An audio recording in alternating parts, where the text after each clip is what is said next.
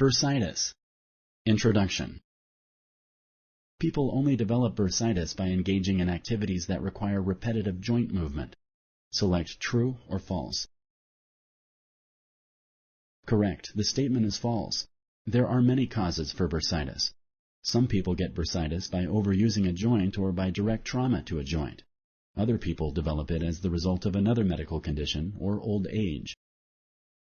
Which one of the following occupations puts a person at risk for developing bursitis? Choose one of the following options. 1. Athlete. 2. Carpenter. 3. Gardener. 4. All of the above. Correct.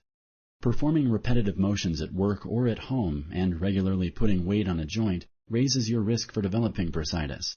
For this reason, all of the occupations mentioned place people at a higher risk for bursitis. Using an ice pack on the affected area is the best treatment for chronic bursitis. Select true or false. Correct. An ice pack may help relieve pain for cases of acute bursitis, not chronic bursitis. Warming up or stretching before a physically demanding activity can help prevent bursitis. Select true or false. Correct.